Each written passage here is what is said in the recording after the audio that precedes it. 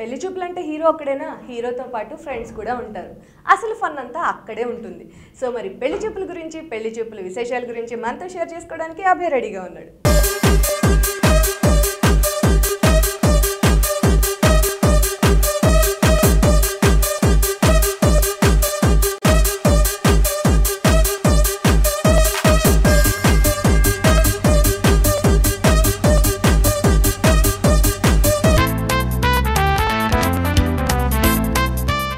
Bye, Shweta.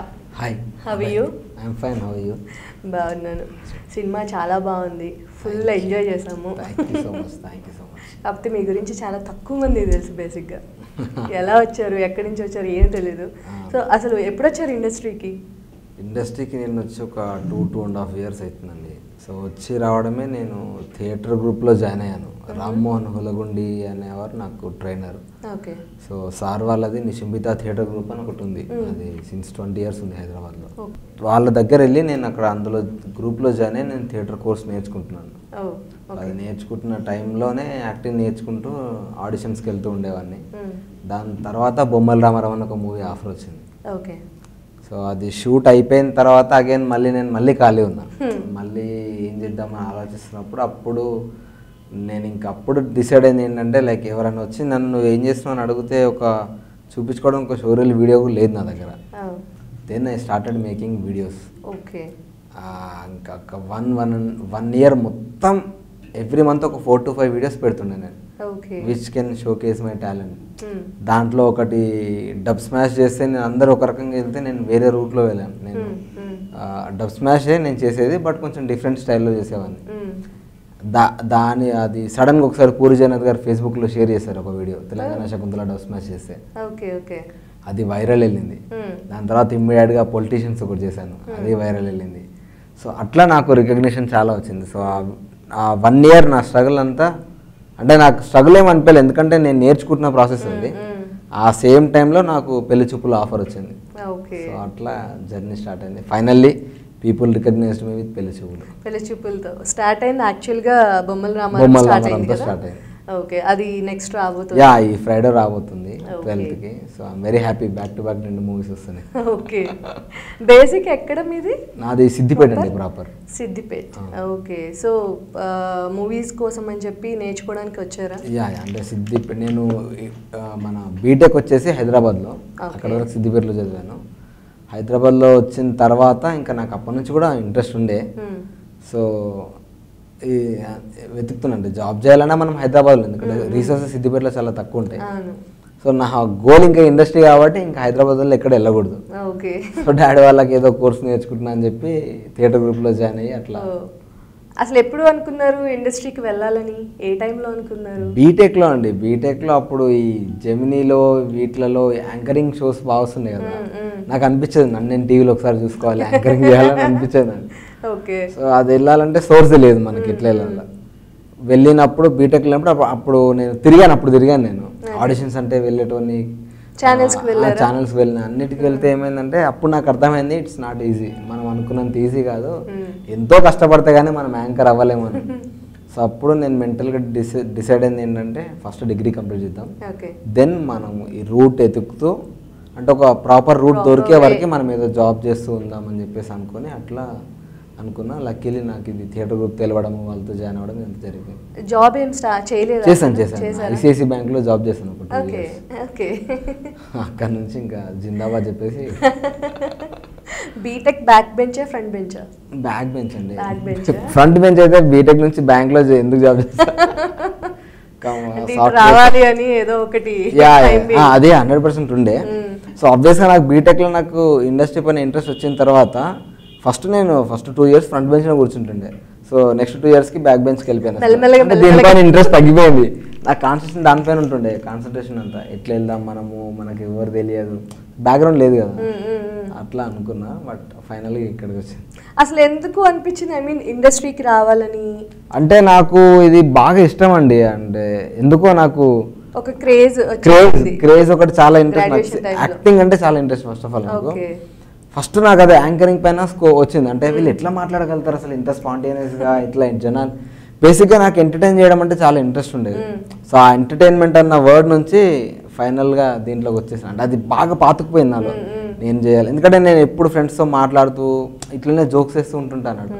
Friend మన పక్కన వీళ్ళు ఉంటారు, అరే నువ్వు ట్రై చేయకపోయినావు అని ఎవరో ఒకరు అంటుంటారు. ఎవరో అన్నది బాగా బలంగా పాతుకుపోయింది లోపలికి. కాలేజ్లో ఏమైనా యాక్టివిటీస్ చేస్తుండే? యాన్యువల్ డే అంటే కంపల్సరీ నాది డాన్స్ ఉంటుండే, ఒక స్కిట్ ఉంటుండే.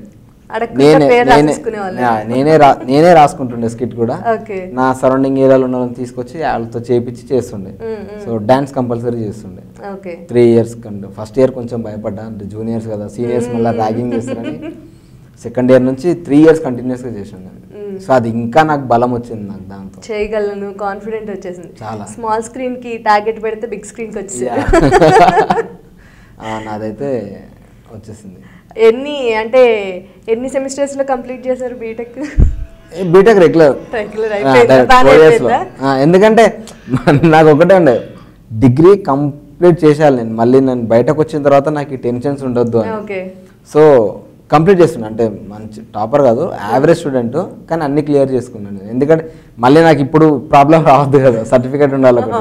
మళ్ళీ మనకి ఇంట్లో అలో చేయరు ఆబ్వియస్గా, ఏదో ఒక డిగ్రీ ఉండాలంటారు కాబట్టి ఆ భయం కూడా ఉండే. ఓకే, ఫస్ట్ స్క్రీన్ టెస్ట్ ఎక్కడ జరిగింది మీకు? ఫస్ట్ వచ్చేసి బొమ్మల రామారంది స్క్రీన్ టెస్ట్ ఏం తీసుకోలేదు తను. తనకి థియేటర్ ఆర్టిస్టులు అంటే ఒక మంచి అంటే రెస్పెక్ట్, చాలా రెస్పెక్ట్ అన్నాడు. సో నేను దానికి ఆడిషన్స్కి వెళ్ళినప్పుడు తను ఏమన్నా అంటే ప్రీవియస్ ఏమైనా చేసినావు అంటే నేను థియేటర్ ఆర్టిస్ట్గా చేస్తున్నా అంటే ఇమ్మీడియట్గా హీ పిక్ మీ, తీసేసుకున్నాడు. అంటే ఫస్ట్ అతను లుక్ చూసి ఇతను ఏ క్యారెక్టర్ సెట్ అవుతాడని అనుకుంటాడు, ఎక్స్పీరియన్స్ ఉందా లేదా అని అడుగుతాడు. సో థియేటర్ అంటే ఇంకా అతను ఆలోచించాడు సెకండ్. సో డైరెక్ట్ నేను దానికి వెళ్ళాను. సో చేసిన ఆడిషన్ అంటే పెళ్లి చూపులకి. పెళ్లి చూపులకా? ఏ సీన్ ఆడిషన్ చేశారు? ఆ బార్ లో ఒక సీన్ ఉంటుంది కదా, సో అది మంచి హైపర్ సీన్ ఆడిషన్.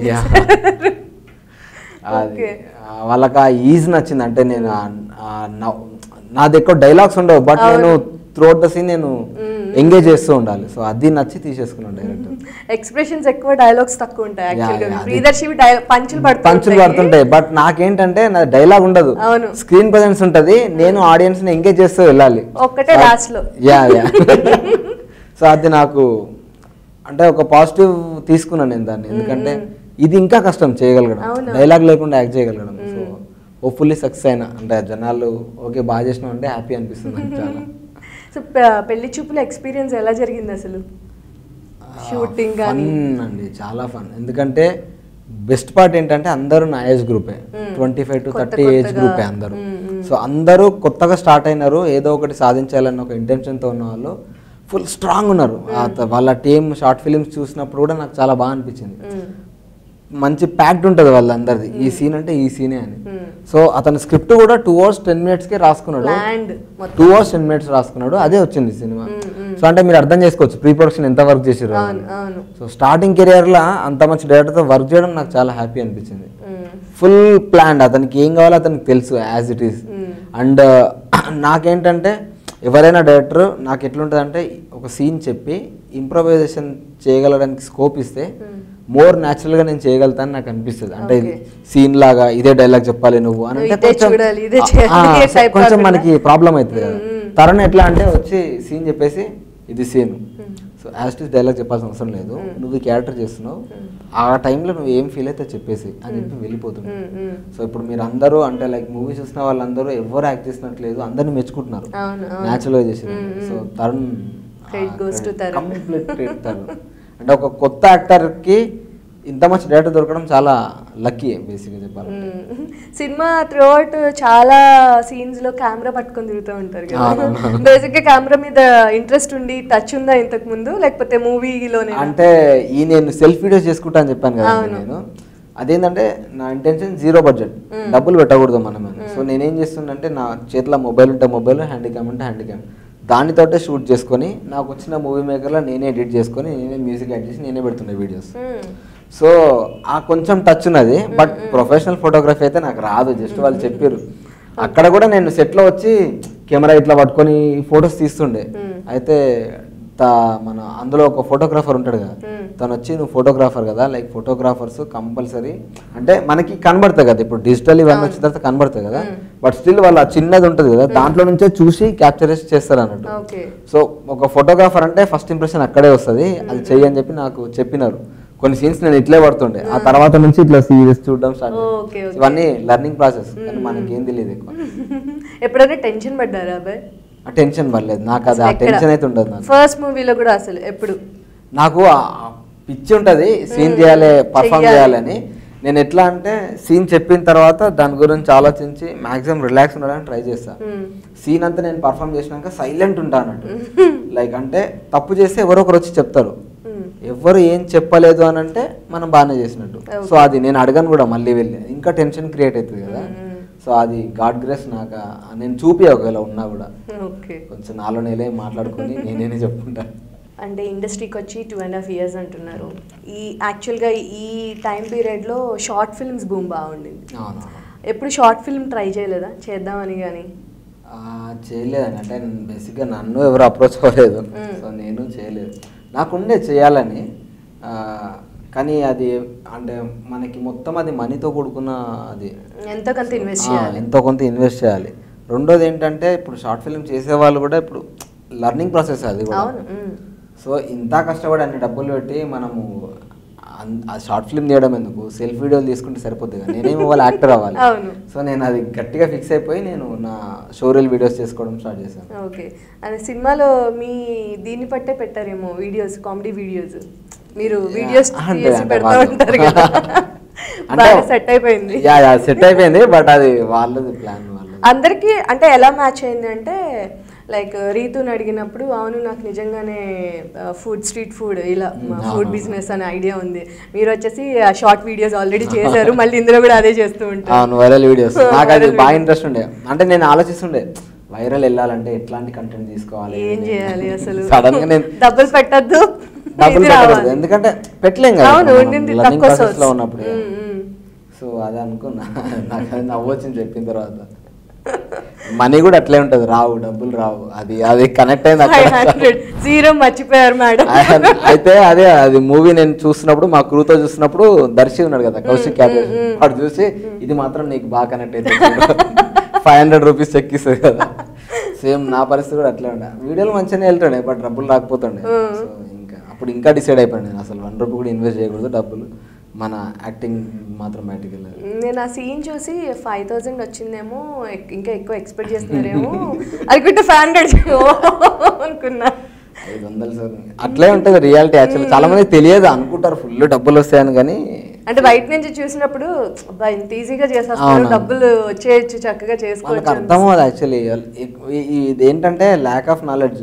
మనకి గూగుల్ తల్లి ఉంది కదా, ఏదైనా దాంట్లో కొట్టేస్తారు, అందులో రాసి ఉంటది 1 lakh 1 lakh డబ్బులు వస్తాయని, ఎవడో పెట్టేశాడు ఆర్టికల్, అది చూసి అబ్బా వీడికి ఫుల్ మనీ వస్తున్నాయి, రిచ్ అయిపోయింది అనుకుంటారు. ఈ వీడియోస్ నడుస్తూనే మనం ఇంకా బాధియచ్చు, ఎగ్జాక్ట్లీ అదే అనుకుంటారు, కానీ రియాలిటీ చాలా వరస్ట్ ఉంటుంది, అది తెలియదు చాలా. గ్రాడ్యుయేషన్ తర్వాత వచ్చేసారు కదా ఇమీడియట్ గా మీరు ఇటువైపు జాబ్ అదే ఎన్ని మంత్స్ 2 years జాబ్ చేశారా? సో రియల్ గా పెళ్లి చూపులు ఎప్పుడైనా జరిగాయా మీకు, లేకపోతే పక్క వాళ్ళ పెళ్లి చూపులకి వెళ్ళి పక్కన కూర్చోవడం కానీ ఫ్రెండ్స్వి?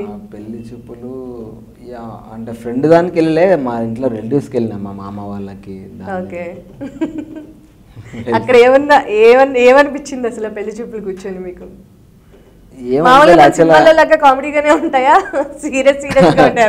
మామూలు అంటే నేను యాక్చువల్లీ మర్చిపోయినా, మా సిస్టర్దే రీసెంట్, మామూలు అంటే పాతది, వెరైటీ ఉంటుంది యాక్చువల్లీ, అది అర్థం కాదు. అంటే వాళ్ళందరూ వస్తారు కదా, ఒక కైండ్ ఆఫ్ ఆల్రెడీ ఆడపిల్ల వాళ్ళ అంటే కొంచెం ఉంటుంది. సో ఎవరెవరు వస్తున్నారు అర్థం కాదు, ఎవరు వస్తారో అర్థమవుతలేదు, ఎవరెవరికి తెలుసు. అంటే మన స్టాలిన్లో చిరంజీవి చెప్తాడు కదా, నువ్వు ముగ్గురు ఇంకో ముగ్గురు పిలుస్తారని, సేమ్ అట్లా ఎవరెవరు వస్తుంటారు తెలియదు. అందరికీ సార్ నమస్కారం, సార్ నమస్కారం అట్లా నిల్చొని, నేను అక్కడ కూడా మీరు నమ్మరు, ఆడ నేను ఈ స్పేస్ నుంచి అవుట్ చేసుకోవడానికి కెమెరా పట్టుకొని తిరుగుతున్నాను, నేను అన్ని ఫోటోలు క్లిక్ చేస్తుండే ఎవరున్నా అట్లా. అప్పుడు నన్ను ఎవరు ఇంకో పని అడిగారు, ఇంకోటి మన భయం దాచుకోవడానికి, ఆ భయం దాచుకోవడానికి నేను కెమెరా పట్టుకొని తిరుగుతున్నాను. ఎవరైనా కనబడితే నవ్వి ఫోటో తీస్తున్నాను అంతే, అదొకటే. అది మామూలు డిజిటల్ కెమెరా. సో అట్లా నేను గడిపేసిన, కానీ అది బాగుండేది. పెళ్లి చూపుల గురించి అయితే నా సినిమా రిలీజ్ అయిపోయింది కాబట్టి అందరికీ తెలుసు, బట్ మీ బొమ్మల రామారం గురించి తెలియదు అసలు ఎవరికి. ఏంటి మూవీ ఏంటి అసలు, కాన్సెప్ట్ ఏంటి? బొమ్మల రామారం అనేది ఒకటి డార్క్ హ్యూమర్ అండి, ఒక విలేజ్ పాలిటిక్స్ మొత్తం చెప్పాలంటే. సో విలేజ్లో ఒక లైన్ చెప్తే సింపుల్గానే ఉంటుంది, అంటే విలేజ్లో ఒక దొర ఉంటాడు, సో వాడి నుంచి చాలా ప్రాబ్లమ్స్ అవుతుంటాయి. సో ఆ దొర దగ్గరనే పనిచేస్తున్న ఒకడు ఒక స్టేజ్లో రియలైజ్ అయ్యి ఆటోమేటిక్గా ఆ దొరకి ఆపోజిట్ తిరుగుతాడు. బట్ రెగ్యులర్ సినిమా లాగా రివెంజ్ డ్రామా అట్లే ఉండదు. ఇది ఎట్లా అంటే ఒక దగ్గర ఒక 20 క్యారెక్టర్స్ ఉంటాయి సినిమాలో, ప్రతి ఒక్కడికి ఒక క్యారెక్టరైజేషన్ ఉంటుంది సపరేట్. విలన్ ని మీరు చూస్తా కూడా ఒక స్టేజ్ లో విలన్ పైన కూడా మీకు అరే పాపం అని సింపతి వస్తుంది. అంటే ఏ మూవీలో మనం చూసినా విలన్ అంటే ఇంకా వాడు చెడ్డోడే అని చూపిస్తుంటారు కదా. సో ఇది ఇందులో అట్లా కాదు, వాడు డబ్బు కోసం కొన్ని మిస్టేక్స్ చేస్తాడు, బట్ వాడిలో కూడా హ్యూమానిటీ ఉంటుంది, వాడికి అమ్మాయిలు అంటే రెస్పెక్ట్ ఉంటుంది, ఇది ఉంటుంది. బట్ ఒక స్టేజ్ లో ఏమైతే అంటే వాడు ఒక్కొక్కరికి ఒక పని చెప్పి మేము దాన్ని రాంగ్ చేసి, అంటే దొర దగ్గర మేము వర్క్ చేస్తాం అన్నట్టు, ఆ రాంగ్ వల్ల మొత్తం సీన్ రివర్స్ అయిపోయి జరుగుద్ది. సో మంచి డ్రామా ఉంటుంది మూవీ అంతా, ఒక 2 hours ప్యాక్డ్ డ్రామా ఉంటుంది. మీది ఎలాంటి క్యారెక్టర్ అందులో? దీనికి దానికి సంబంధం ఉండదు, అందులో హంచ్ మ్యాన్ రోల్ అన్నట్టు. ఎట్లా అంటే దొర ఉంటాడు, దొర కింద నేను వర్కర్ అంట, ఇంట్లో cook, at the same time నేను నాతో పాటు ఇంకొకరు ఉంటాడు, మా ఇద్దరు పేరు ఉంటుంది. ఎట్లా అంటే ఇంకా దొర అంటే చచ్చిపోతాం మేము, దొర కోసం ఏమైనా చేస్తాం. సో మా బ్యాక్గ్రౌండ్ ఎట్లుంటుంది అంటే మేము పుట్టినప్పటి నుంచి దొర దగ్గరనే పనిచేస్తున్నాం, వాళ్ళ ఇంట్లోనే. అదే తెలుసు మాకు, ఇంకా అంతమించి ఏం తెలియదని. సో దొరకి ఎవడైనా ఎదురు తిరిగిందంటే ఒకసారి చెప్పాడు కూడా, ఇట్లా చూస్తాడు మమ్మల్ని, అంటే మేము వెళ్ళేస్తాం చంపేస్తాం. సో అట్లా ఉంటుంది అన్నట్టు. సో ఫుల్ కాంట్రాస్ట్ కదా అసలు మొత్తం. అదే నాకు చాలా హ్యాపీ అనిపిస్తుంది, ఎందుకంటే మనకు ఒకటి ఉంటుంది కదా, చేసిన రోల్ కాకుండా డిఫరెంట్ చేస్తే బాగుంటుంది. లక్కీలీ 2 weeks గ్యాప్లో 2 different మూవీస్ వస్తున్నాయి. సో అది ఎట్లా రిసీవ్ చేసుకుంటూ చూడాలి. అంటే పాజిటివ్ రిసీవ్ చేసుకుంటే యాక్టర్గా నేను సక్సీడ్ అయినట్టు. లైట్ అబ్బా ఎందుకు చేసి నీకు సూట్ అవ్వాలి అంటే ఇంకా మా బ్యాడ్ లక్ అనుకోవాలి. అసలు మూవీలోకి ఆన్ స్క్రీన్ మీద కనిపించాలని వచ్చారా, లేకపోతే వేరే క్రాఫ్ట్ ఏదైనా ట్రై చేద్దాం అనుకోలేదు? లేదు, ఆన్ స్క్రీనే. అది ఎట్లా అంటే నాకు ఈ షార్ట్గా చిన్న చిన్న పంచెస్ ఇవ్వడం కానీ, నేను ఆ బ్యాంక్లో ఉన్నప్పుడు కూడా అసలు ఇంకా నన్ను మేజర్ టర్న్ చేసింది నా బ్యాంక్లోనే. నా అసిస్టెంట్ మేనేజర్ ఉంటుండే, మాకు ఎవ్రీ 2-3 weeksకి ఒక ఎగ్జామ్ ఉంటుండే అన్నట్టు. నేను ఎట్లా అంటే ఎగ్జామ్ మొత్తం కంప్లీట్ చేసి ఇట్లా సీరియస్ కూర్చుంటుండే, ఏమైందిరా అంటే పాస్ అయినా అంటుండే. సో ఆ టెన్షన్ నేను ఏదైనా ఎనాక్ట్ చేస్తే లైక్ అదేదైనా సీరియస్ నేను ఒక ఇష్యూ క్రియేట్ చేసిన అంటే అతను ఒక్కడికే తెలుసు వీడు కంపల్సరీ డ్రామా చేస్తున్నాడు. ఆయన నవ్వుతాడు, ఫుల్ నవ్వి సైలెంట్గా ఫోన్ చేసి, ల్యాండ్ ఫోన్స్ ఉంటాయి కదా, నీకు ఎందుకురా ఈ జాబు, మేము ఎట్లాగో సీట్లో కతుక్కుపోయినా మాకు టాలెంట్ కూడా లేదు, నాకు నీ పైన నమ్మకం ఉంది, వెళ్ళురా ఇంకా అన్న తర్వాత ఇంకా నేను వెనక్కి అతను చెప్పినప్పటి నుంచి ఒక 3 months మొత్తం దానిపైన ఫోకస్ పెట్టి కంప్లీట్ ఇంకా రిజైన్ చేసేసి సార్ ఇంకా నేను రావట్లేదు అని చెప్పేసి, అప్పుడు లక్కీలీ నేను నిషిమిత ఇమ్మీడియట్ తెలిసింది నాకు, లేకపోతే కష్టం కదా, మనకు రూట్ తెలియదు, ఎలా అప్రోచ్ అవ్వాలనేది బేసిక్ తెలియాలి. సో అది లక్కీలీ తెలిసింది నాకు. ఇదివరకు లాగా ఫోటోలు పట్టుకొని ఆల్బమ్స్ పట్టుకొని తిరిగే ఇది లేదు ఇప్పుడు. అంటే ఫొటోస్ పట్టుకునే ఎట్లుంటది అంటే ఇప్పటికీ అలాంటి వాళ్ళు ఉన్నారు, బట్ పాపం వాళ్ళకి తెలియదు, ల్యాక్ ఆఫ్ నాలెడ్జ్. అంటే ఫొటోస్ చూసి అంటే వాళ్ళు కూడా తెలియాలి, ఇప్పుడు నేను ఫోటో చూసి నువ్వు యాక్ట్ చేస్తావు ఎట్లా చూడతాను, మన మోడలింగ్ కాదు వెళ్ళేది. సో అది ఆలోచించట్లే ఎవరు, అది మిస్టేక్. ఎన్ని ఆఫీసులు చూసినాను ఇట్లా డ్రార్ ఓపెన్ చేస్తే ఇట్లా ఇన్ని ఉంటాయి ఫొటోస్, ఎవరిని పిలుస్తారు. నేను ఆడిషన్స్కి వెళ్తే కూడా నేను డైరెక్ట్ చెప్తుండే, సార్ ఆడిషన్ తీసుకుంటారా, ఫొటోస్ ఇవ్వమంటే సారీ సార్ నేను మెయిల్ వాట్సాప్ చేస్తాను, మీకు తీసుకురావట్లేదు, తీసుకొచ్చినా మీరు డైరెక్ట్ చెప్తున్నాను పక్కన పడేస్తారు సార్, అది నా ఫ్రెండ్స్ కూడా నా అసిస్టెంట్ డైరెక్టర్స్, ఆడిషన్ ఉంటే చెప్పండి ప్రాపర్గా నేను చేసి వెళ్ళిపోతా అని చెప్పి చేస్తున్నాను. సినిమాలోకి వచ్చాక ఎప్పుడన్నా బాగా హర్ట్ అయిన సిచ్యువేషన్ ఏదన్నా ఎదురైందా? ఉంది. అంటే నేను పేర్లు ఏం రివీల్ చేయలేను, బట్ అంటే చేసిన తర్వాత ఒక పర్సన్ వెళ్ళి అడిగాను, త్రూ నాకు తెలిసిన ఒక మేడం ఒక అతనికి రిఫర్ చేసి అతని దగ్గరికి వెళ్తే ఇట్లా మనోడు ఇట్లా ట్రై చేస్తున్నాడు ఏదైనా హెల్ప్ చేయని చెప్పి మా మేడం చెప్పింది అన్నట్టు. అయిపోయిన తర్వాత అప్పుడు నేను వెళ్ళి కూర్చుంటే అతను మీద చేసి నన్ను ఇట్లా పైనుంచి కింద 10 నిమిషాలు చూసి మొత్తం అడిగండి ఏం చేసినారు ఏంది, ఒక 1/2 hour అడిగిన తర్వాత ఆ గ్యాప్లో ఒక 2-3 cigarettes తాగిన తర్వాత రిలాక్స్ అయ్యి సరే మళ్ళీ మాట్లాడి వెళ్ళిపోయాడు, అంతే, ఒక్క మాట మాట్లాడలేదు. మరి 1/2 hour నన్ను ఎందుకు వెయిట్ చేయించడం నాకు అర్థం కాలేదు, అసలే నాకు స్మోక్ కూడదు, నిల్చున్నా ఓపిక్గా వెయిట్ చేస్తున్నా, సరే అన్న ఏదో హెల్ప్ చేశాడు అవ్వలేదు. ఆ రోజు ఇంకా నాకు బాధ కంటే ఎక్కువ కసి పెరిగింది నాకు. ఒక్కరోజు కంపల్సరీ అతనికి నేను స్క్రీన్ పైన కనపడ్డ తర్వాతనే కలవాలి అని మొన్న వెళ్ళి కలిసిన యాక్చువల్లీ. అంటే అతనికి అదేం చెప్పలేదు, బట్ నాకు ఒక ప్రౌడ్ మూమెంట్ ఉందండి. హాయ్ అన్నాడు నేనంటే, అది చూసినారా మూవీ బాగుంది, బాగా చేసినావు అన్నాడు. గుర్తుపట్టాడా? అతను గుర్తుపట్టలేదు, అంటే వాళ్ళకి గుర్తుండవు, మనకు గుర్తుండవు. అతను అట్లా ఎంతమందిని చూసింటాడు. సో నేను ఛాలెంజింగ్ గా తీసుకున్నా. ఎగ్జాక్ట్ ఒక 1.5 year తర్వాత మొన్న కలిసిన అతను. కానీ చాలా షార్ట్ పీరియడ్, ఎక్కువ స్ట్రగుల్ లేదనుకుంటా కదా. ఎందుకంటే ఏళ్ల తరబడి స్ట్రగుల్ చేస్తూ ఆఫర్ల కోసం వెయిట్ చేసిన వాళ్ళు చాలా మంది ఉన్నారు. అందుకే అంటే మన ఇంట్లో అనుకుంటారు 2 years 3 years నుంచి కష్టపడుతున్నాడు పాపం ఏం రావట్లేదు.